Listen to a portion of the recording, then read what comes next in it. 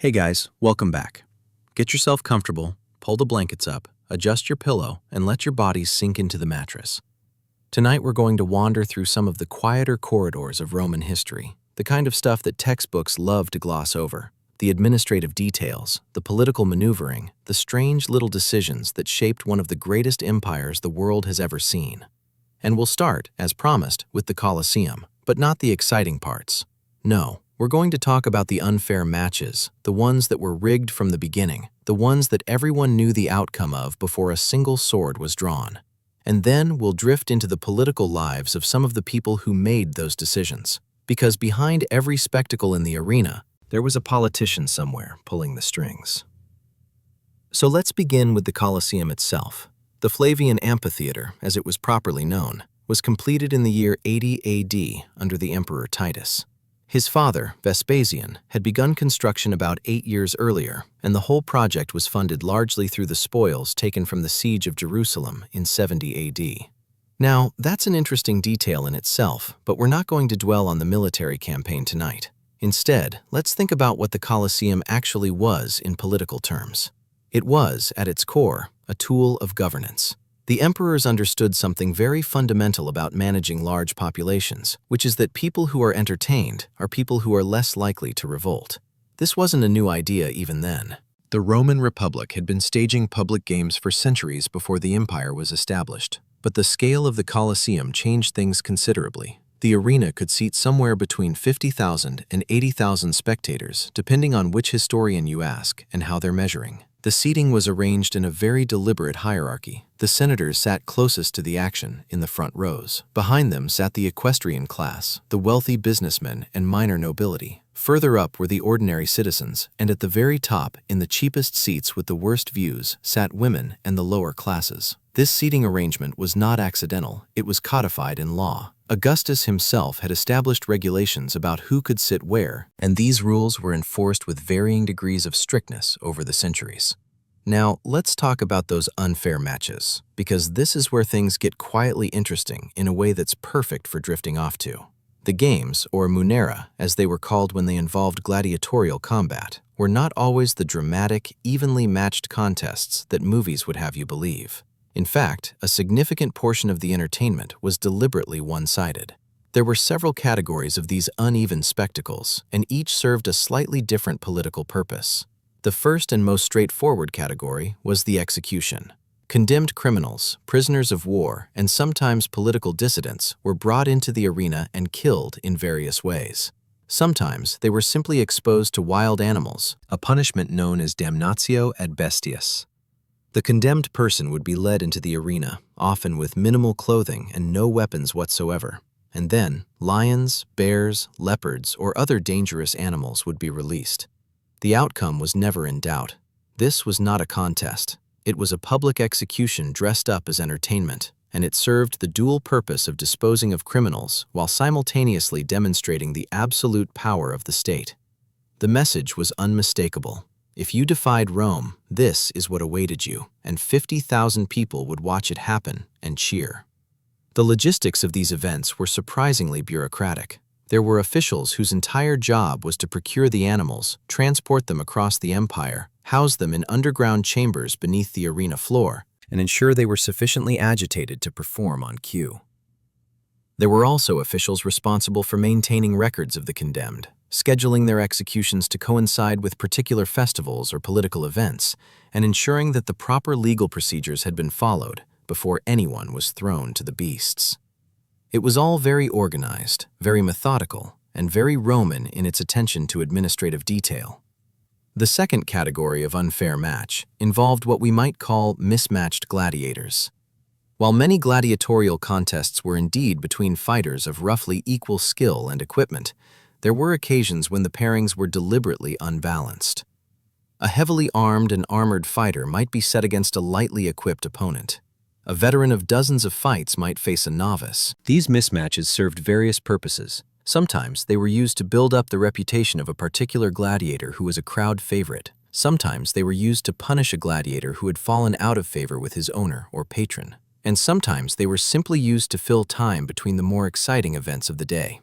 The organization of a full day of games was actually quite regimented. The The morning typically began with animal hunts, known as venationes. These involved trained hunters, called bestiari, pursuing and killing various exotic animals in the arena. The animals were brought from all corners of the empire and beyond, from Africa, from Asia, from the forests of Germania. Elephants, rhinoceroses, hippopotamuses, crocodiles, ostriches, and dozens of other species were all displayed and killed in the arena over the centuries.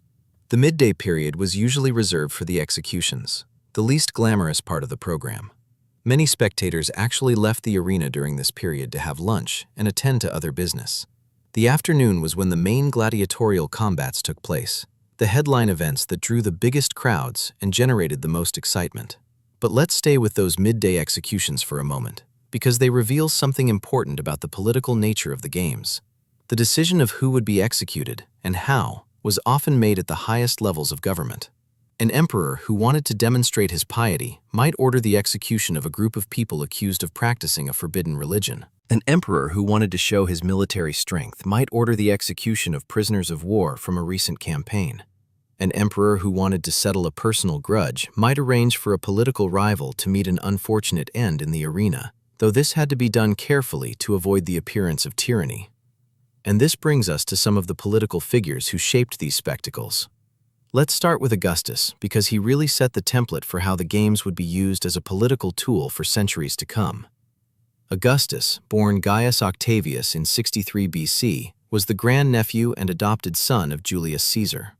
After Caesar's assassination in 44 BC, the young Octavian, as he was then known, found himself thrust into the chaotic world of Roman politics at the age of just 18. He formed the Second Triumvirate with Mark Antony and Lepidus, and together they divided the Roman world among themselves. But alliances in Roman politics were always temporary, and eventually Octavian emerged as the sole ruler, defeating Antony at the Battle of Actium in 31 BC and taking the title Augustus in 27 BC. Now, Augustus was a remarkably shrewd political operator. He understood that the Roman people had grown tired of civil war and political chaos, and he positioned himself not as a king or a dictator, but as the first among equals, the princeps. He maintained the outward forms of the republic while concentrating real power in his own hands, and one of the ways he maintained popular support was through the games. Augustus reportedly boasted that he had staged games featuring a total of 10,000 gladiators over the course of his reign.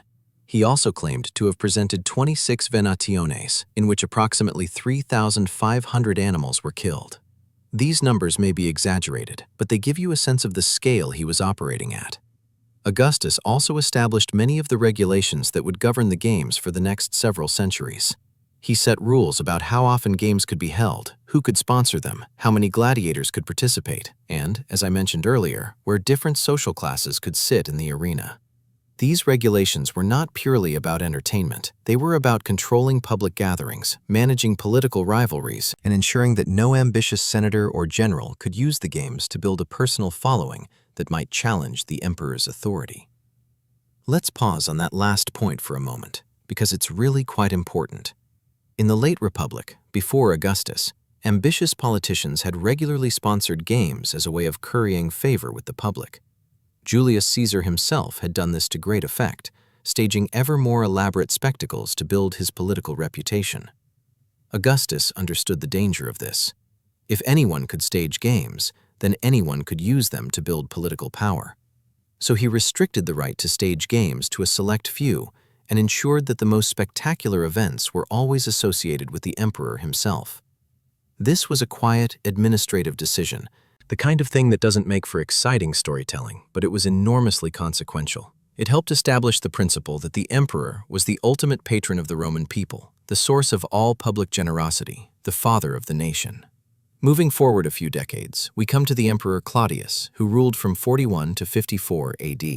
Claudius is an interesting figure because he came to power almost by accident. He was the uncle of the mad Emperor Caligula, and when Caligula was assassinated by his own Praetorian Guard in 41 AD, the guards reportedly found Claudius hiding behind a curtain in the palace, terrified for his life. Rather than killing him, they declared him emperor, largely because they needed someone from the imperial family to maintain the fiction of legitimate succession, and Claudius was the only adult male available. Claudius had been overlooked and underestimated his entire life. He suffered from some kind of physical disability, possibly cerebral palsy, which caused him to limp, stammer, and drool. His own family had considered him an embarrassment and had kept him out of public life. But Claudius turned out to be a surprisingly competent administrator. He expanded the imperial bureaucracy, reformed the judicial system, and oversaw significant public works projects, including the construction of a new harbor at Ostia and the draining of the Fucine Lake. He also had a particular fondness for the games, which he attended with great enthusiasm and apparently genuine enjoyment. Claudius was known for being especially interested in the executions that took place during the midday break. While most emperors used this time to rest or conduct business, Claudius reportedly stayed in his seat and watched with fascination. He was also known for ordering defeated gladiators to be killed, even when the crowd was calling for mercy. This was considered somewhat unseemly by Roman standards, where the ability to show clemency was seen as a mark of a good ruler. But Claudius seemed to take a genuine pleasure in the violence, or perhaps he simply saw it as an effective way of demonstrating his authority to a population that had never taken him very seriously. The political implications of Claudius's behavior at the games were significant. By staying for the executions and showing no mercy, he was sending a message that he was not the weak, bumbling fool that people assumed him to be. He was the emperor, and he held the power of life and death over every person in the arena. This was political theater in the most literal sense, and the arena was the stage on which it was performed. Now, let's drift a little further into the administrative side of things, because this is where the story gets particularly soothing in its mundane detail. The organization of the games required a vast bureaucracy. There was the editor, the magistrate who officially sponsored the games and was responsible for their overall organization. There was the lanista, the owner and trainer of the gladiators. There were the procurators who managed the imperial gladiatorial schools, the ludus magnus, and the other training facilities scattered across the empire. There were the officials who managed the supply chains for exotic animals, the engineers who maintained the complex underground machinery beneath the arena floor, the attendants who cleaned the sand between bouts, and the physicians who tended to wounded gladiators. The financial administration alone was enormously complex. The cost of staging a full day of games was staggering, even by imperial standards. Animals had to be captured, transported, fed, and housed. Gladiators had to be purchased or rented, trained, equipped, fed, and housed. The arena itself required constant maintenance. And then there were the ancillary costs, the awnings that shaded the spectators from the sun, the perfumed water that was sprayed over the crowd, the gifts and prizes that were sometimes distributed to the audience. All of this had to be budgeted, accounted for, and ultimately paid for, either from the imperial treasury or from the personal fortunes of the sponsoring magistrate. The Emperor Tiberius, who ruled from 14 to 37 AD, actually became quite unpopular in part because he was reluctant to spend money on the games. Tiberius was a serious, somewhat dour individual who had little patience for what he saw as frivolous entertainment. He reduced the number of gladiators allowed in any single show and cut back on the exotic animal hunts. The Roman populace was not pleased. They had come to expect a certain level of spectacle, and an emperor who couldn't or wouldn't provide it was an emperor who risked losing public support. Tiberius eventually retreated to the island of Capri, where he spent the last decade of his reign governing by correspondence and avoiding the Roman public almost entirely. This brings up an important point about the relationship between the games and political legitimacy. For the Roman emperors, staging spectacular games was not optional. It was an essential part of the job. The poet Juvenal famously wrote that the Roman people, who had once bestowed military commands, civil offices, and legions, now concern themselves with only two things: bread and circuses, panem et circenses. This is often interpreted as a criticism of Roman decadence, but it also reflects a practical political reality. The emperors provided grain subsidies to feed the urban poor and games to keep them entertained, and in return, the people provided the political acquiescence that allowed the emperors to rule. The phrase bread and circuses has become shorthand for any government strategy of distracting the population with entertainment and handouts. But the reality in Rome was considerably more nuanced than that. The games were not just mindless entertainment. They were a complex social ritual that reinforced the hierarchies and values of Roman society. The seating arrangements emphasized social rank. The gladiatorial combats celebrated martial valor. The executions demonstrated the consequences of breaking the law. The animal hunts showcased Rome's dominion over the natural world. Every element of the spectacle carried political meaning, and the emperor, seated in his private box overlooking the arena, was at the center of it all. As you lie there letting these details wash over you, think about how strange and specific all of this was. Think about the clerks and accountants who spent their days tallying up the cost of feeding exotic animals. Think about the engineers who designed the elaborate trapdoors and elevators that lifted scenery and beasts into the arena from below. Think about the attendants who raked the sand between events, covering up the blood and debris so that each new spectacle could begin on a clean surface. These were ordinary people doing ordinary jobs, and yet their work was part of one of the most extraordinary institutions the ancient world ever produced. We'll continue to explore these quieter corners of Roman political life in the next section, moving forward through the reigns of more emperors and deeper into the bureaucratic machinery that kept the empire running. For now, just rest and let the distant sounds of that ancient city fade into the comfortable silence of your room. Part 2: The bureaucratic machinery and political spectacle. Let us ease back into the warm, quiet rhythm of Roman political life, where the days moved slowly through marble corridors and the hum of administration filled the hours like the gentle turning of a millstone. The emperors came and went, each one bringing his own particular temperament to the throne, but the machinery of government continued to grind along beneath them, steady and unhurried, like water flowing through an aqueduct on a long summer afternoon. After the Flavian dynasty, which gave Rome the Colosseum and all its elaborate spectacles, the empire passed into what historians sometimes call the era of the 5 good emperors.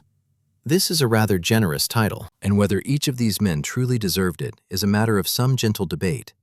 But the general idea is that for about 80 years or so, from roughly 96 to 180 AD, Rome was governed by a succession of capable administrators who managed to keep things running without too much catastrophe. The first of these was Nerva, an elderly senator who took the throne after the assassination of Domitian. Nerva was not a particularly exciting figure. He was old, he was cautious, and he spent most of his brief reign trying to smooth over the political damage that Domitian had left behind. He adopted Trajan as his successor, which turned out to be one of the more sensible political decisions of the era, and then he quietly passed away after about 16 months on the throne. Trajan, by contrast, was a more vigorous sort of leader, the kind of emperor who liked to be out doing things rather than sitting behind a desk. He expanded the empire to its greatest territorial extent, pushing into Dacia, which is roughly modern Romania, and later campaigning in Mesopotamia. But even Trajan, for all his military energy, spent a great deal of his time dealing with the mundane realities of running a vast empire. He corresponded extensively with provincial governors about matters that seem almost comically ordinary when you consider the grandeur of Rome. There are surviving letters between Trajan and Pliny the Younger, who served as governor of Bithynia and Pontus in what is now northern Turkey. And these letters deal with such thrilling topics as whether a particular town should be allowed to form a fire brigade or how to handle the finances of a city that had overspent on a new aqueduct. Pliny would write to the emperor asking for guidance on some local administrative question, and Trajan would write back with measured, practical advice, and the whole exchange reads like correspondence between a regional manager and a company headquarters, each party being perfectly polite and thoroughly meticulous about the details. This is the reality of empire that people often forget when they think about Rome. For every gladiatorial contest and triumphal procession, there were thousands of hours spent on paperwork, on census records, on tax assessments, on the allocation of grain supplies, on the maintenance of roads, on the settlement of property disputes between neighboring towns. The Roman bureaucracy was enormous and complex, employing vast numbers of freedmen and slaves who worked in various departments handling correspondence, finances, judicial matters, and the administration of imperial estates. These departments, known as the scrinia, operated out of the imperial palace and various government buildings, and the people who staffed them spent their days copying documents, filing records, and drafting responses to the endless stream of petitions and requests that flowed in from every corner of the empire. It was repetitive, painstaking work, and it went on day after day, year after year, with a steadiness that would have made even the most dedicated modern civil servant feel right at home. The political life of Rome during this period also revolved around the Senate, though the Senate's actual power had been declining for over a century by this point. Under the Republic, the Senate had been the supreme governing body, a council of experienced statesmen who debated policy and directed the affairs of state. Under the emperors, it became something more like a ceremonial institution, still respected in theory, but increasingly subordinate to the will of the emperor. Senators still met in the Curia Julia, the Senate house that Julius Caesar had begun and Augustus had completed, and they still debated and voted on legislation, but everyone understood that the real decisions were being made elsewhere. The emperor proposed and the Senate disposed, usually in the affirmative. There were occasional moments of tension, particularly under emperors who were openly contemptuous of senatorial authority, but for the most part, the relationship between emperor and Senate settled into a comfortable routine of mutual accommodation. The emperor pretended to consult the Senate, and the Senate pretended to deliberate freely, and both sides maintained the polite fiction that the Republic still functioned in some meaningful way. This sort of political theater extended to the games at the Colosseum as well, where the spectacles served a very specific political purpose, even as they entertained the masses. The emperor's presence at the games was itself a political act, a demonstration of his connection to the people of Rome. He sat in the imperial box, elevated above the crowd but visible to all, and his reactions to the events in the arena were watched and interpreted by thousands of spectators. If the emperor was generous with his applause, if he granted mercy to a fallen gladiator, if he distributed gifts and refreshments to the crowd, he was seen as a good and benevolent ruler. If he was cruel or indifferent, if he seemed bored or distracted, the crowd would notice and remember. The games were, in this sense, a kind of ongoing referendum on the emperor's character, a public stage where his relationship with the Roman people was constantly being performed and renegotiated. The matches themselves were often carefully arranged to reflect particular political messages. A venatio, or beast hunt, might feature animals from a recently conquered province, reminding the audience of Rome's military reach and the emperor's role as conqueror and protector. A particularly elaborate execution might involve prisoners of war or condemned criminals being dispatched in ways that dramatized their crimes or the justice of their punishment. Even the gladiatorial combats, which might seem to be simple athletic contests, were embedded in a web of political and social meaning. The different types of gladiators, with their distinctive armor and weapons, represented different cultural traditions, and the pairings were designed to create dramatic contrasts that the audience could interpret and appreciate. Consider, for example, the pairing of the retiarius and the secutor, one of the most common matchups in the arena. The retiarius fought with a net, a trident, and a small dagger, wearing almost no armor, relying on speed and agility to survive. The secutor, by contrast, was heavily armed and armored, with a large shield and a short sword, encased in a smooth helmet designed so that the net could not easily catch on it. The contrast between these two fighters was visually striking and deeply unfair in many respects, but the unfairness was part of the drama. The lightly armed retiarius, dancing around the arena, trying to entangle his opponent, represented a kind of cleverness and resourcefulness that the crowd could admire, while the heavily armored secutor embodied brute force and determination. The outcome was never certain, and the tension between these two different approaches to combat kept the audience engaged. But the political subtext was always there, just beneath the surface, reinforcing ideas about strength, vulnerability, and the proper relationship between different kinds of power. These spectacles were expensive, of course, and the financing of the games was itself a matter of considerable political importance. Emperors who funded lavish games were popular, while those who skimped on entertainment risked public displeasure. But the cost was staggering. Animals had to be captured in Africa, Asia, and other distant provinces, then transported across land and sea to Rome, fed and housed until they were needed, and then brought into the arena at the right moment. Gladiators had to be trained, equipped, and maintained in good health, which meant that the gladiatorial schools, the ludi, were substantial institutions with their own staff of trainers, doctors, cooks, and administrators.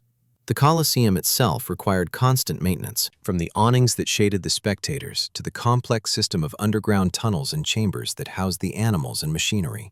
All of this cost money, and the money had to come from somewhere, which meant that the games were ultimately financed by the same taxation and administrative systems that paid for everything else in the empire.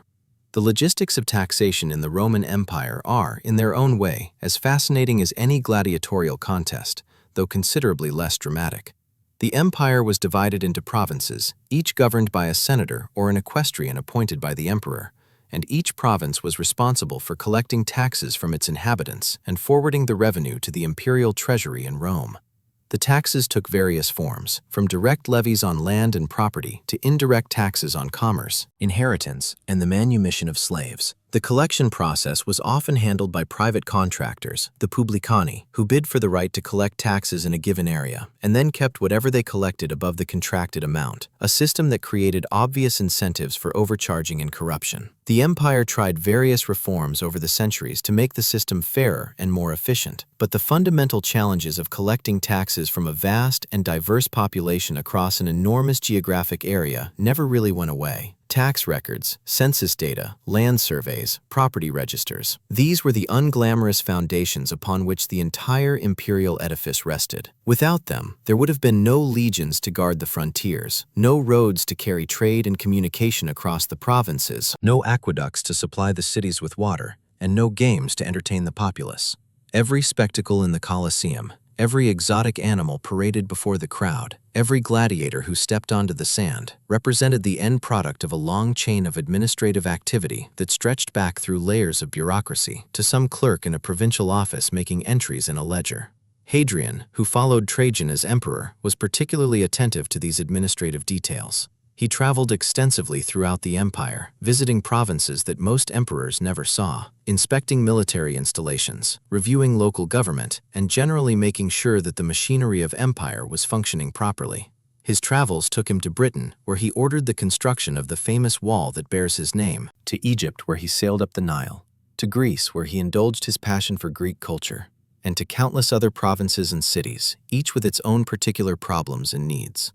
Hadrian's reign represents a kind of peak in Roman administrative efficiency, a moment when the empire was being managed with unusual care and attention, and when the political system, for all its inherent instability, seemed to be working about as well as it ever could.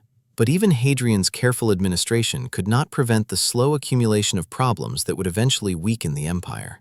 The borders were long and difficult to defend. The army was expensive to maintain. The economy was subject to fluctuations that no ancient government fully understood or could control. And the political system, which depended entirely on the character and judgment of a single individual at the top, was always vulnerable to the accident of a bad emperor. The 5 good emperors managed to avoid this particular pitfall by the expedient of adopting their successors rather than relying on hereditary succession, choosing capable men to follow them rather than simply passing the throne to their sons. But this system broke down with Marcus Aurelius, the last of the 5, who chose to leave the empire to his son Commodus, and Commodus turned out to be exactly the kind of emperor that the adoption system had been designed to prevent. Commodus was, by most accounts, far more interested in the games than in governance. He fancied himself a gladiator and actually fought in the arena, which was considered deeply scandalous by Roman standards. For an emperor to appear in the arena was not just undignified, it was a violation of the social order, a blurring of the carefully maintained boundaries between ruler and entertainer, between the man who gave the games and the men who performed in them. Commodus reportedly fought as a secutor and also participated in beast hunts, killing hundreds of animals in the arena while the Senate and the Roman elite watched in horrified fascination. He charged the treasury enormous sums for each of his appearances, treating his gladiatorial hobby as a legitimate imperial expense, and he renamed the months of the year after his own names and titles, in a display of narcissism that bordered on the surreal. The political fallout from Commodus's behavior was significant, though it unfolded slowly, the way political consequences often do. The Senate seethed but was powerless to act openly. The Praetorian Guard, the emperor's personal bodyguard, became increasingly influential as Commodus withdrew from the actual business of governing. Provincial governors and military commanders watched from the periphery, calculating their options. And the common people of Rome, who might have been expected to enjoy seeing their emperor fight in the arena, seemed to have had mixed feelings about the whole spectacle. On one hand, it was certainly entertaining. On the other hand, even the Roman mob had a sense of what was appropriate, and an emperor who spent more time in the arena than in the palace was not inspiring much confidence in the stability of the state. In the end, Commodus was assassinated in 192 AD, strangled in his bath by a wrestler named Narcissus, in a conspiracy involving his mistress, his chamberlain, and the Praetorian prefect. His death plunged the empire into another period of civil war, the so-called Year of the Five Emperors, which eventually resulted in the rise of Septimius Severus, a military man from North Africa who established a new dynasty and brought a measure of stability back to the empire. But the pattern had been set. The Roman political system would continue to oscillate between periods of competent administration and periods of chaos, between emperors who understood the boring necessity of good governance and emperors who preferred the exciting theatrics of the arena. And through it all, the bureaucracy kept grinding along. The clerks kept making their entries, the tax collectors kept making their rounds, and the sand in the Colosseum kept being raked smooth between events, covering over the traces of what had come before, so that the next spectacle could begin on a fresh surface. This is the rhythm of empire, steady and repetitive, and ultimately rather soothing, like the sound of a distant fountain in a courtyard, or the scratching of a stylus on a wax tablet, or the slow turning of pages in a very old book. Let it carry you along now, gently, as we prepare to move deeper into the political machinery of the later empire in the next section, where the challenges grew greater, but the bureaucrats kept working, and the games continued, and the ordinary business of running a civilization went on and on and on. Part 3, the later empire, its administrators, and the continuing business of spectacle. And so we move forward in time now, gently and without any great hurry, into the later centuries of the Roman Empire, where the challenges facing the state grew more complex, but the fundamental rhythms of governance continued in much the same way they always had, with reports being filed and decisions being made, and provincial governors writing letters to the capital about matters that seemed urgent at the time, but which, from our comfortable distance, possess a quality of reassuring mundanity that makes them rather pleasant to consider as you settle deeper into whatever position you have found most comfortable this evening. The Emperor Diocletian, who came to power in the year 284, was perhaps the most thoroughly administrative ruler the empire ever produced. A man who looked at the vast territory stretching from Britain to Mesopotamia and saw not glory or grandeur, but rather a management problem that needed solving through better organizational structure. Diocletian had risen through the military ranks, as so many emperors of this period did, but his true genius lay not in battlefield tactics, but in the kind of systematic thinking that would have made him an excellent director of a very large postal service, or perhaps the head of a census bureau. He divided the empire into smaller administrative units, not because he found the existing arrangement particularly offensive, but because he had observed, quite correctly, that smaller units are easier to manage than larger ones, and that a governor overseeing a modest territory is less likely to develop dangerous ambitions than one who controls half a continent. The details of Diocletian's administrative reforms are precisely the sort of thing that rewards slow, unhurried contemplation. He took the existing provinces, which had grown somewhat unwieldy over the centuries, and subdivided them, roughly doubling their number so that each provincial governor had a more manageable jurisdiction. These smaller provinces were then grouped into units called dioceses, each overseen by a vicarius, and the dioceses were in turn grouped into larger prefectures. If this sounds like the organizational chart of a particularly thorough corporation, that is not entirely coincidental, because the management of a vast empire and the management of a vast bureaucracy share many of the same fundamental characteristics, chief among them being that someone must always be responsible for making sure that the reports from the lower levels actually reach the people at the upper levels, and that the instructions flowing downward are sufficiently clear that they can be followed without too much creative interpretation. Diocletian also undertook to reform the currency, which had been debased repeatedly over the preceding decades, as various emperors found it easier to reduce the silver content of coins than to raise taxes directly. Currency reform is one of those subjects that is important enough to mention, but sufficiently technical in its details that simply knowing it happened is quite enough for our purposes here tonight. He issued new coins of standardized weight and purity, and he attempted to control prices through an edict that specified the maximum cost of an enormous range of goods and services, from a pound of pork to a day's wages for a sewer cleaner. The Edict on Maximum Prices, issued in the year 301, survives in fragments inscribed on stone, and reading through the lists of commodities and their assigned values has a quality rather like reading a very old shopping list, full of items both familiar and strange, each one a tiny window into the daily economic life of the ancient world, but none of them individually requiring any particular emotional engagement from the reader.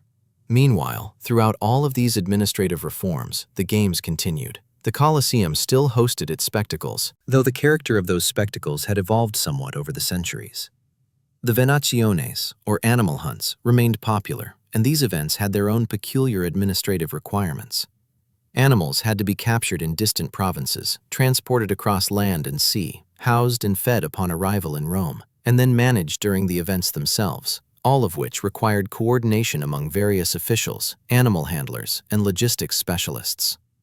The records that survive suggest that this supply chain was as carefully managed as any other aspect of imperial administration, with contracts and schedules and inventories kept in the same methodical fashion as those for grain or building materials. The matches in the arena during this later period continued to include what we might describe as unfair pairings, events in which the outcome was more or less predetermined by the deliberate mismatch of the participants. A heavily armed and armored fighter might be set against one equipped with only a net and a trident, or an experienced gladiator against a condemned criminal who had never held a sword. These asymmetric contests served a political function, reinforcing the idea that the emperor's justice was decisive and inescapable. But they also served a more practical function, which was simply that they filled time in the program. A full day of games required many events, and not all of them could be evenly matched contests between trained professionals because there were only so many trained professionals available, and they were expensive to maintain. The unfair matches, featuring condemned criminals or prisoners of war, were cheaper to produce and could be arranged in greater numbers, padding out the schedule in much the same way that a long concert program might include several shorter, less demanding pieces between the major works.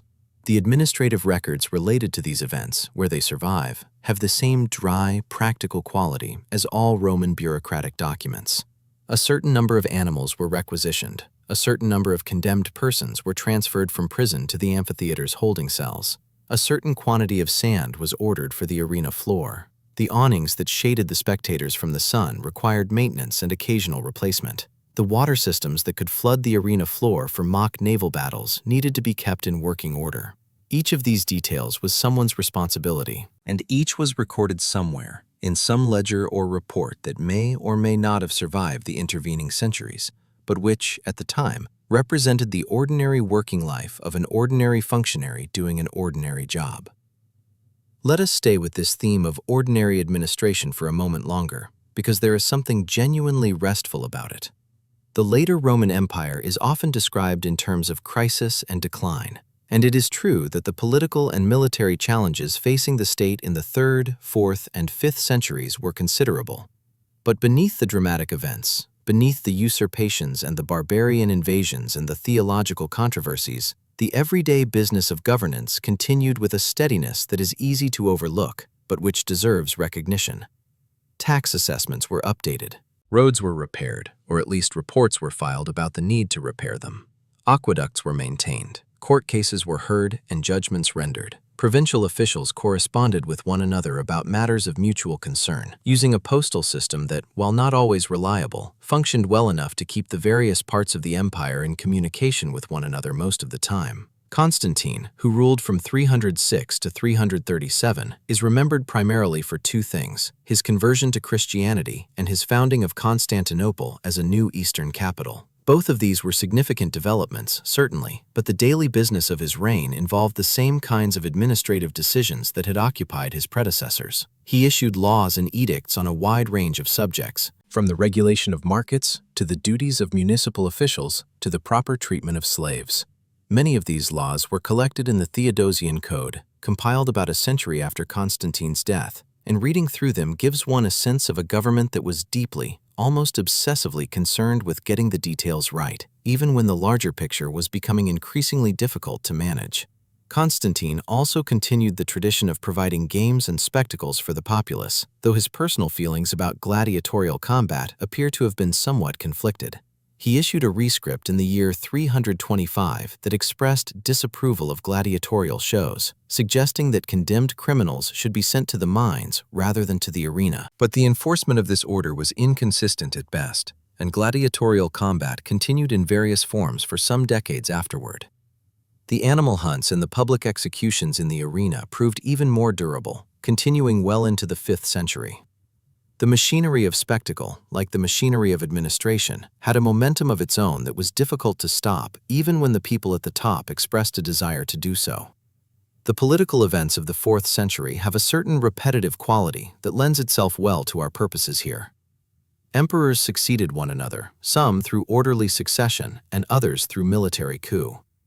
Each new emperor faced roughly the same set of challenges: securing the frontiers, managing the economy, maintaining the loyalty of the army, and navigating the increasingly complex relationship between the state and the Christian Church. The solutions they attempted were often similar as well, involving some combination of military campaigns, administrative reforms, and diplomatic negotiations with the various peoples pressing against the empire's borders. Theodosius I, who ruled from 379 to 395, is notable for being the last emperor to rule both the eastern and western halves of the empire as a unified whole. After his death, the division became permanent, with the eastern half centered on Constantinople and the western half centered on various Italian cities, including Rome, Ravenna, and Milan. This division was itself an administrative decision, based on the practical recognition that the empire had grown too large and too complex for a single ruler to manage effectively. It was, in essence, the same kind of organizational thinking that had motivated Diocletian's reforms a century earlier, just taken to its logical conclusion. The Western Empire in the 5th century presents a picture of gradually diminishing administrative capacity that is, in its own way, rather fascinating to contemplate. The central government's ability to collect taxes, maintain armies, and enforce its will in the provinces declined steadily, not usually through dramatic collapse, but through a slow erosion of capability that must have been barely noticeable from one year to the next. A road that had been repaired annually might begin to be repaired every other year, then every 5 years, then not at all. A garrison that had been maintained at full strength might be allowed to dwindle through attrition without being reinforced. A tax that had been collected reliably might become increasingly difficult to gather as local power brokers diverted revenue for their own purposes. And yet, even as these slow changes accumulated, the forms of Roman administration persisted with remarkable tenacity. Officials continued to bear their traditional titles. Laws continued to be issued in the emperor's name. The bureaucratic procedures that had been developed over centuries continued to be followed, even when the substance behind them had begun to thin. There is something almost touching about this persistence of form, this continued adherence to established procedures in the face of diminishing returns. And there is also something oddly comforting about it, because it speaks to a fundamental human desire for order and continuity that transcends any particular political arrangement. The Colosseum itself, during these later centuries, underwent its own gradual transformation. The great building continued to be used for spectacles, but the frequency and scale of those spectacles diminished over time. The last recorded gladiatorial combat in Rome is traditionally dated to the year 404, when, according to the church historian Theodoret, a monk named Telemachus entered the arena to try to stop the fighting and was killed by the crowd, after which the emperor Honorius banned the practice. The last recorded animal hunts in the Colosseum took place in the year 523, by which time the Western Empire had ceased to exist, and Rome was under the rule of the Ostrogothic king Theodoric, who maintained many of the old Roman administrative forms even as he governed a fundamentally different kind of state. After the spectacles ceased, the Colosseum remained, of course, because stone and concrete do not simply vanish when their original purpose has been fulfilled. The building was damaged by earthquakes in the 5th century and again later, and over the centuries that followed, it was used as a quarry for building materials, a fortress, a housing complex, and eventually a site of religious significance. But these later transformations belong to a different story, one that unfolds over a much longer timescale and with a much slower rhythm than the one we have been following tonight. For now, Let us remain with the image of the empire in its later centuries, still functioning, still administering, still filing reports and collecting taxes and maintaining at least the appearance of orderly governance, even as the world around it changed in ways that no one fully understood at the time. There is a lesson here about the persistence of institutions, about the way that bureaucratic systems, once established, tend to continue operating long after the conditions that created them have changed, and about the way that ordinary people, going about their ordinary work, provide a kind of stability that is easy to take for granted but difficult to replace once it is gone. The clerks kept writing. The tax collectors kept making their rounds, even if the rounds grew shorter and the collections grew smaller. The officials kept issuing their reports, even if fewer people read them. And somewhere, in some archive or storeroom, the records accumulated, stack upon stack of documents recording the daily business of a civilization that was slowly, gently, imperceptibly winding down, like a clock whose spring is gradually losing its tension, still ticking, still marking the hours, but each tick a little softer than the last, a little further apart, until eventually the mechanism comes to rest in a silence that is not dramatic or sudden, but simply the natural end of a very long process. A process that we have been following tonight with the same kind of patient, unhurried attention that the clerks themselves brought to their work, and that you are bringing now to the gentle business of falling asleep. Part 4. The unfair matches of the Roman Colosseum and more. The Roman Colosseum, that enormous structure of stone and concrete that still stands in the center of Rome today, was completed in the year 80 AD under the Emperor Titus, though its construction had been begun by his father Vespasian some 8 years earlier. The building could hold somewhere between 50,000 and 80,000 spectators, depending on which ancient source you consult and how you choose to interpret the various seating arrangements that were described by writers of the period. It was, by any standard, a remarkable achievement of engineering, and the Romans were quite proud of it, as they were proud of many of their large building projects, which they undertook with a methodical thoroughness that characterized so much of Roman public life. But what concerns us tonight is not so much the building itself, impressive as it was, but rather what went on inside it, and specifically the curious and often deeply unequal nature of the spectacles that were staged there for the entertainment of the Roman public. Because when we think of gladiatorial combat, we tend to imagine two equally matched fighters squaring off against each other in a dramatic contest of skill and courage. And while that did happen sometimes, a great deal of what took place in the arena was far less balanced, far less sporting, and far more one-sided than popular imagination tends to suggest. Consider, for example, the type of spectacle known as the venatio, or animal hunt. These events involve trained hunters, called venatores, pursuing and killing wild animals in the arena. The animals were brought from all across the empire and beyond. Lions from North Africa, bears from the forests of Germania, elephants from the distant reaches of the known world, leopards, ostriches, hippopotami, and crocodiles. The logistics of capturing, transporting, and housing these animals were enormously complex and expensive, and the Romans devoted considerable administrative resources to ensuring a steady supply of exotic creatures for the entertainment of the capital. The hunts themselves were, almost by definition, unfair contests. The animals were typically confined, disoriented, and sometimes weakened by their long journeys. They were released into an arena surrounded by tens of thousands of screaming spectators, a situation that would be terrifying and bewildering for any wild creature.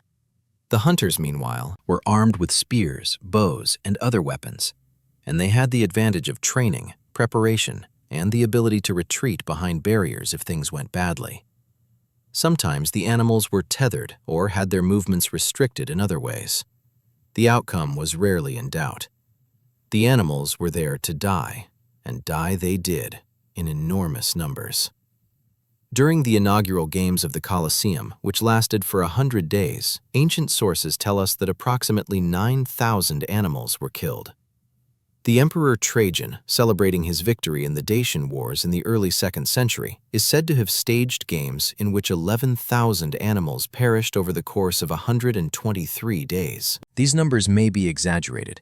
Ancient writers were not always scrupulous about statistical accuracy. But even if we reduce them significantly, they still represent a staggering amount of slaughter, carried out methodically, day after day, in front of appreciative crowds who came to watch the killing as a form of leisure activity, much as people today might attend a sporting event or a concert. The administrative machinery required to support these spectacles was considerable. There were officials responsible for procuring the animals, others responsible for transporting them, still others responsible for housing and feeding them before the games. There were trainers who worked with the venatores, architects who designed the elaborate underground chambers and passageways beneath the arena floor, through which animals and performers could be moved into position, and engineers who operated the system of lifts and trapdoors that allowed animals to appear suddenly in the arena, as if from nowhere. All of this was organized with the same bureaucratic efficiency that the Romans brought to their road building, their tax collection, and their military campaigns. Then there were the executions. The arena was used not only for entertainment, but also as a place of public punishment, and the methods of execution that were devised were often spectacular in their cruelty and their deliberate unfairness. Condemned criminals, prisoners of war, and others who had fallen afoul of Roman authority might be sent into the arena, unarmed or poorly armed, to face professional gladiators or wild animals. These were not contests in any meaningful sense. They were elaborate theatrical methods of killing people, staged as entertainment for a public that had come to expect ever more dramatic and inventive spectacles.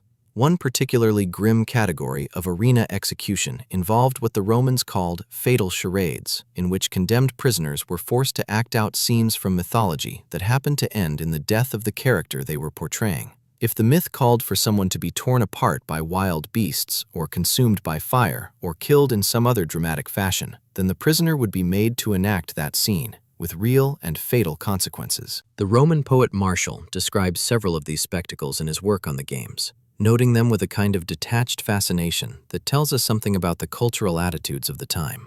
And yet, even among the gladiatorial combats that were supposed to be more evenly matched, there were significant inequalities built into the system. The Romans organized their gladiators into different types, each with distinctive weapons and armor, and the pairings were designed to create interesting contrasts rather than equal matchups. A heavily armored gladiator might face a lightly armored but more mobile opponent. A fighter with a net and trident might face one with a sword and shield.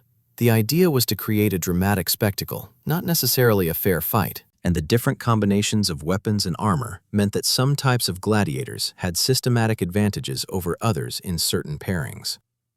The training schools, called ludi, where gladiators prepared for their arena appearances, were run with military discipline and careful attention to detail. The gladiators were valuable property. They were expensive to buy, train, and maintain, and their owners, called lanistae, had a financial interest in keeping them alive and in good condition. This meant that gladiatorial combat was not always the bloodbath that popular culture sometimes portrays. Many fights ended not in death, but in submission, with one fighter acknowledging defeat and the crowd or the presiding official deciding whether the loser should be spared or killed. But the fundamental unfairness of the system remained. These were enslaved people, for the most part, or condemned criminals, or prisoners of war, who had no choice about whether to fight, and whose lives depended on the whims of the crowd and the decision of a politician or emperor who was using their suffering as a tool of public relations. Which brings us, in a meandering sort of way, to the political dimensions of the games, because the spectacles of the Colosseum were never purely about entertainment. They were deeply political events, organized and funded by emperors and other officials as a way of maintaining popular support, demonstrating power, and managing the complex relationship between the Roman state and its citizens. The phrase bread and circuses, coined by the satirist Juvenal, captures the essence of this arrangement. Keep the populace fed and entertained, and they will be less likely to cause trouble. The Emperor Augustus, who ruled from 27 BC to 14 AD, and who established many of the patterns that later emperors would follow, was careful to present himself as a generous provider of public entertainment. In his own account of his achievements, the Res Gestae, which was inscribed on bronze tablets and displayed publicly after his death, Augustus listed the games and spectacles he had provided for the Roman people, noting the numbers of gladiators who had fought and animals that had been killed, as if these were among his most important accomplishments, which, in political terms, they arguably were. He understood that the games were a form of communication between the emperor and his subjects, a way of demonstrating generosity, power, and the ability to command resources from across the known world. Later emperors continued and expanded this tradition. Nero, who ruled from 54 to 68 AD, was known for his elaborate and sometimes bizarre spectacles, including events in which he himself performed as a charioteer and a musician, to the embarrassment of the Roman elite, who felt that such performances were beneath the dignity of an emperor. Commodus, who ruled from 180 to 192 AD, went even further, actually entering the arena as a gladiator, fighting in carefully staged combats against opponents who were in no position to actually harm him. He reportedly killed ostriches in the arena and once decapitated one in front of the senators' seats, holding up the severed head in what was interpreted as a threat. These were not the actions of a well-balanced ruler, and Commodus was eventually assassinated, but his behavior illustrates the degree to which the arena had become intertwined with the exercise of political power. The funding of the games was itself a complex administrative matter. The costs were enormous. The animals, the gladiators, the elaborate sets and scenery, the awnings that shaded the spectators from the sun, the occasional flooding of the arena floor for mock naval battles, the distribution of food and gifts to the crowd, all of this required vast sums of money. In the early Republic, the games had been funded primarily by wealthy individuals seeking political office, who used the spectacles as a way of building popular support for their candidacies. Under the Empire, the games became increasingly the responsibility of the emperor, though other officials also staged their own smaller-scale entertainments. The senators and other members of the Roman elite had reserved seating in the lower tiers of the Colosseum, closest to the action. The general public sat higher up, with the seating arranged according to social class. Women, except for the Vestal virgins, who had privileged seats near the front, were generally relegated to the uppermost sections. This physical arrangement of the audience mirrored and reinforced the social hierarchy of Roman society, turning each day at the games into a visible demonstration of the social order. Everyone could see where everyone else was sitting, and therefore everyone could see where they stood in the pecking order of Roman life. The emperor's box, or pulvinar, occupied a prominent position where the ruler could be seen by all. His reactions to the events in the arena, his approval or disapproval, his gestures of mercy or condemnation, were watched closely by the crowd and interpreted as signals of his character and his relationship with his subjects. A generous emperor who provided good games and showed appropriate mercy was popular. A stingy emperor who cut corners on the entertainment, or a cruel one who seemed to enjoy the suffering too much, risked the contempt or hatred of the populace. The arena was, in this sense, a kind of theater of power in which the relationship between ruler and ruled was acted out in real time, with real blood and real consequences. The gladiators themselves occupied a peculiar position in Roman society. They were simultaneously despised and adored. As enslaved people or condemned criminals, they were at the very bottom of the social hierarchy, legally classified as infamies, people of no social standing. And yet, successful gladiators could become enormously popular, their names written on walls, their images reproduced on lamps and pottery, their exploits discussed with the same passionate intensity that modern fans bring to their favorite athletes. Some gladiators won their freedom through their arena performances and went on to become trainers or to enjoy a comfortable retirement. But these were the exceptions. For most, the arena was a death sentence, delayed but ultimately inescapable. The unfairness extended beyond the individual combats to the entire system that produced them. The supply of gladiators depended on a steady stream of enslaved people, prisoners of war, and condemned criminals, which meant that the entertainment of the Roman public was directly linked to the empire's military campaigns and its system of criminal justice. Wars of conquest provided prisoners who could be sent to the arena. The expansion of the list of crimes punishable by condemnation to the games provided additional bodies. The entire apparatus of empire, its armies, its courts, its slave markets, fed into the spectacle machine of the Colosseum and the many other arenas scattered across the Roman world. Because the Colosseum in Rome was not unique, it was simply the largest and most famous of hundreds of amphitheaters built across the empire, from Britain to North Africa, from Spain to the eastern provinces. Every major city had its own arena, and the games were a feature of urban life throughout the Roman world. The amphitheater at El Gem in modern Tunisia, for example, could hold 35,000 spectators. The one at Nimes in southern France, which still stands in remarkably good condition, held about 20,000. These buildings represented enormous investments of resources and labor, and their construction and maintenance were matters of civic pride and political competition among the cities of the empire. The games continued for centuries, evolving and changing as Roman society changed around them.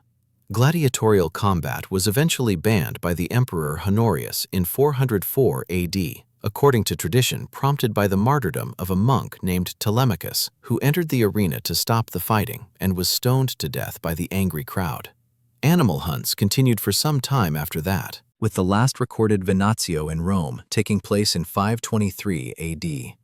By that point, the Western Roman Empire had already fallen, and the Colosseum itself was beginning the long process of decay and repurposing that would eventually leave it in the condition we see today. A magnificent ruin, stripped of its marble cladding and much of its upper structure, but still standing as a monument to the scale of Roman ambition and the particular ways in which that ambition expressed itself. The political leaders who presided over these spectacles are, for the most part, remembered for other things. Augustus is remembered for establishing the Principate and inaugurating the Pax Romana. Trajan is remembered for his military conquests and his building projects.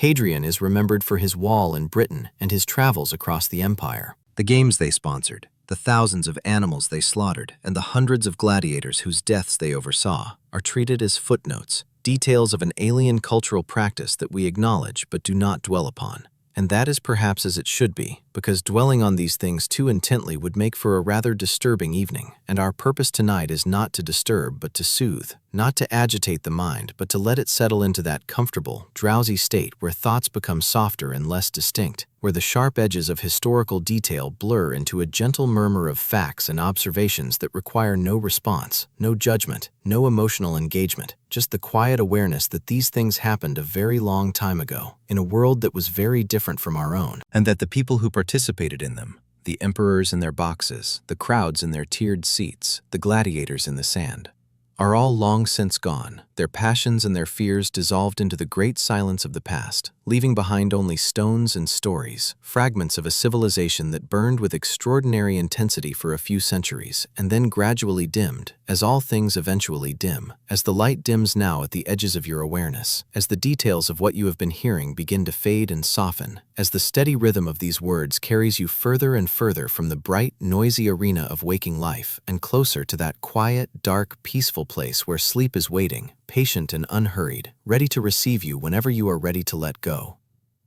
And so we continue, drifting now through the quieter corridors of Roman history, where the great events that once shook the world have settled into a kind of gentle stillness, like dust motes floating in a beam of afternoon light, suspended and unhurried, moving so slowly that they barely seem to move at all. The Roman world was, in its later centuries, a world of gradual transitions, of slow and almost imperceptible changes that accumulated over decades and generations, changes so quiet and so incremental that the people living through them often did not realize that anything was changing at all. Much as you might not notice the exact moment when the sky shifts from blue to gray on a cloudy afternoon, or the precise instant when a candle flame begins to gutter and shrink, the transition's so smooth and so continuous that it seems less like a change and more like a deepening of something that was already there. The political life of the later Roman Empire was dominated by a long succession of emperors whose names and reigns blur together in the historical record, one following another in an almost rhythmic procession, each one dealing with much the same problems as his predecessor, each one issuing decrees and appointing officials and managing the vast, creaking machinery of imperial administration, a task that was never dramatic and rarely exciting, but simply went on, year after year, like the slow turning of a millstone grinding grain into flour, the same circular motion repeated endlessly, producing the same fine, powdery result, day after day, week after week, century after century. There was Valentinian I, who ruled the western half of the empire from 364 to 375, a competent and largely unremarkable administrator who spent most of his reign dealing with border disputes and tax collection and the endless, tedious business of keeping the roads in repair and the grain shipments moving and the army paid and provisioned, none of which makes for particularly thrilling narrative, but all of which was absolutely essential to the functioning of a civilization that stretched across thousands of miles and encompassed millions of people, most of whom simply wanted to go about their daily lives in peace, tending their fields and raising their children and falling asleep each night in their own beds, much as you are falling asleep now, or very nearly so, the concerns of the waking world growing ever more distant and indistinct. Valentinian was succeeded by his son Gratian, who was 16 years old when he became emperor, a young man thrust into a position of enormous responsibility at an age when most people are still learning the basic contours of the world, still discovering who they are and what they want, still forming the habits of mind and body that will carry them through the rest of their lives. Gratian ruled for about 8 years, from 375 to 383, and during that time he made various decisions about religious policy and military strategy and provincial governance that seemed important at the time, but which have since faded into the background hum of history, becoming part of that vast, undifferentiated mass of events and dates and names that fills the pages of textbooks and scholarly monographs. All of it true, and all of it documented, and all of it, somehow, extraordinarily soothing in its sheer accumulation, like the sound of rain falling on a roof, each individual drop distinct, but the overall effect one of continuous, undifferentiated sound. A gentle white noise that fills the air and quiets the mind and makes everything seem very far away and very peaceful.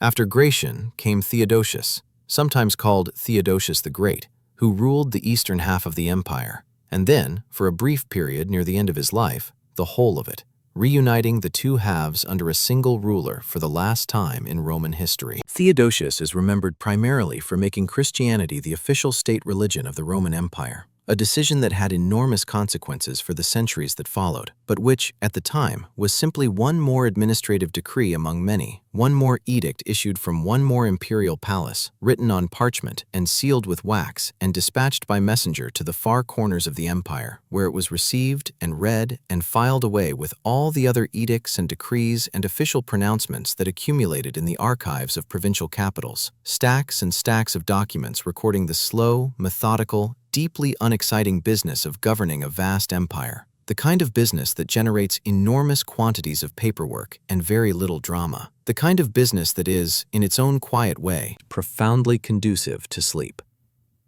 The administrative structure of the later Roman Empire was extraordinarily complex, a labyrinth of overlapping jurisdictions and hierarchical relationships that would take hours to describe in full and that, even in abbreviated form, has a certain hypnotic quality, a tendency to lull the listener into a state of drowsy inattention that is not at all unpleasant. There were prefectures and dioceses and provinces, each with its own governor or prefect or vicar, each with its own staff of clerks and secretaries and accountants, each producing its own steady stream of reports and memoranda and financial statements, all of which flowed upward through the bureaucratic hierarchy to the imperial court, where they were reviewed and summarized and filed away, creating an ever-growing mountain of administrative records that documented, in exhaustive and mind-numbing detail, every aspect of life in the Roman world, from the price of wheat in Egypt to the number of soldiers stationed along the Danube frontier to the condition of the aqueducts in southern Gaul. Each fact carefully noted and recorded, each number entered into the appropriate column of the appropriate ledger, the whole vast enterprise of imperial record-keeping humming along with the quiet, steady efficiency of a well-maintained machine, producing nothing dramatic, nothing exciting, nothing that would quicken the pulse or sharpen the attention, just the same slow, methodical accumulation of data, day after day, month after month,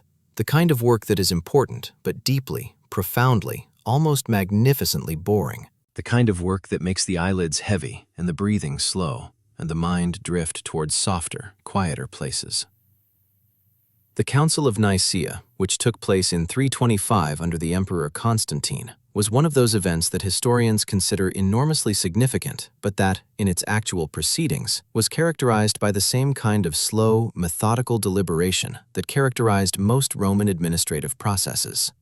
Hundreds of bishops gathered in the city of Nicaea, in what is now northwestern Turkey, and spent weeks discussing theological questions and drafting official statements of belief and debating the precise wording of various doctrinal formulations, each word carefully considered, each phrase endlessly revised, the whole process moving forward with the glacial slowness of a committee determined to get every detail exactly right. Which is, of course, exactly how committees work, then as now.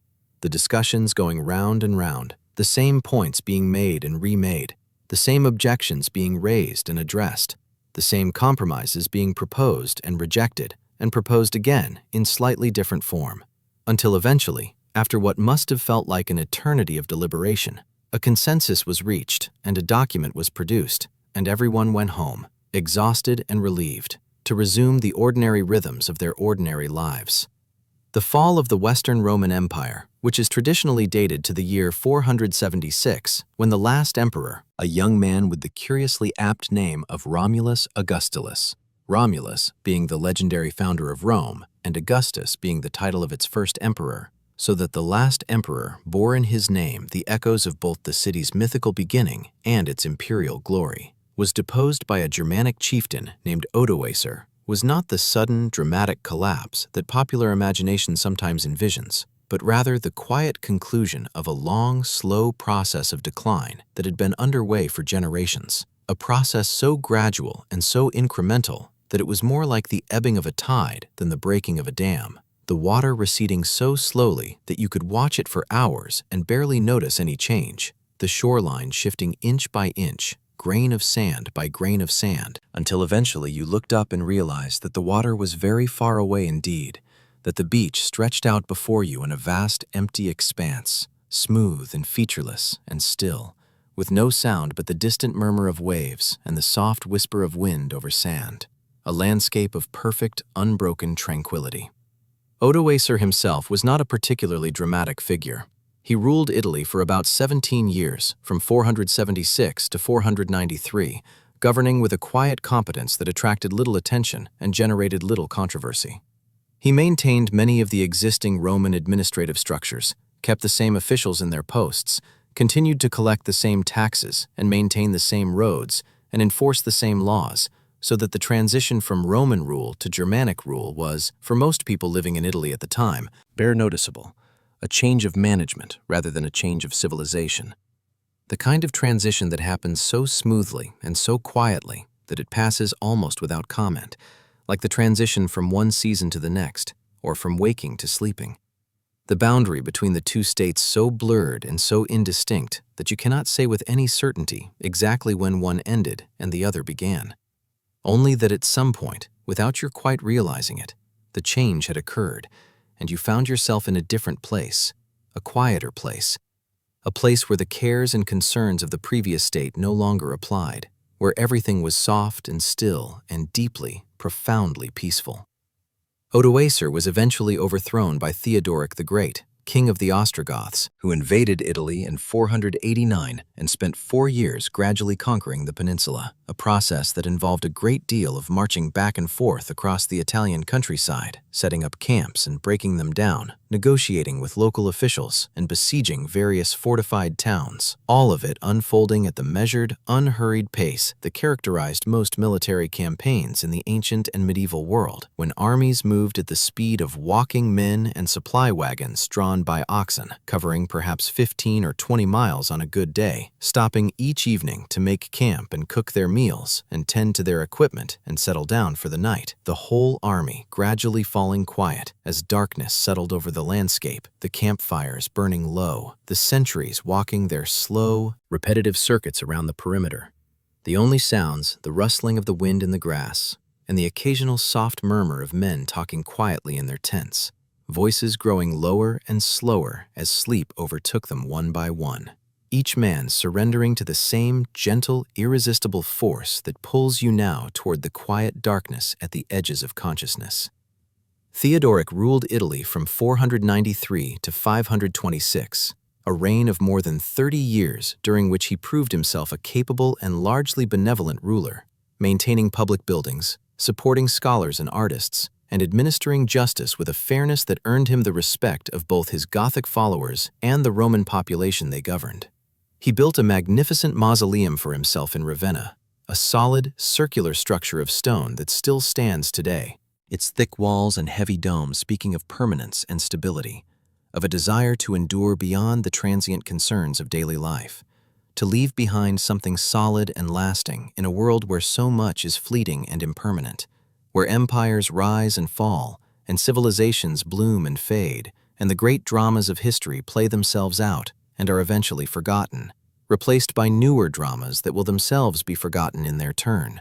The whole vast cycle turning slowly and steadily, like a wheel, like the earth itself turning on its axis, bringing day and night in endless alternation, light and darkness, waking and sleeping, each giving way to the other in a rhythm so ancient and so fundamental that it feels less like a pattern and more like a natural law, something as inevitable and as reassuring as gravity itself. The centuries that followed the fall of the Western Roman Empire are sometimes called the Dark Ages, though historians today generally avoid that term, preferring instead to speak of the early medieval period, a designation that is less dramatic but more accurate, acknowledging that life went on after Rome fell, that people continued to farm their fields and raise their families and build their churches and conduct their business, that civilization did not end but merely changed its form, becoming something quieter and more local, more centered on the village and the monastery and the small, self-sufficient estate, a world of shorter distances and smaller horizons, a world that moved more slowly and spoke more softly, a world that was, in many ways, more peaceful than the one that had preceded it, if also more limited and more constrained.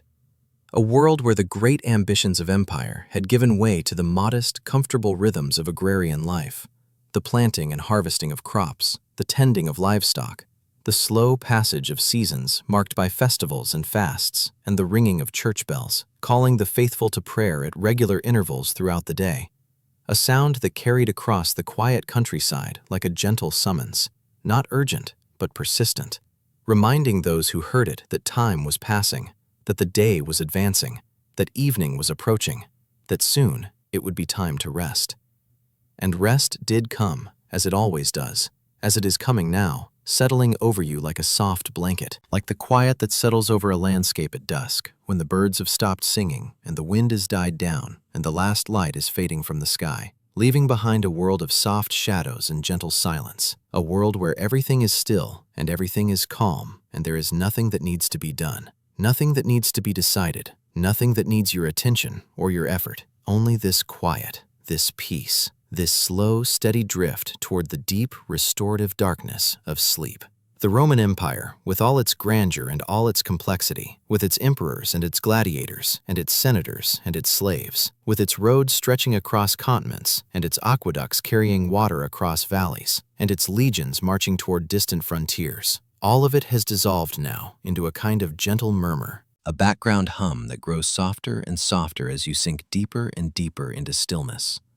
The facts and dates and names blurring together like colors in water, losing their edges, losing their sharpness, becoming nothing more than a soft, warm current that carries you gently forward, away from the bright, busy world of waking thought and toward the quiet shore of sleep, where everything is soft and everything is dark and everything is perfectly, beautifully, endlessly still.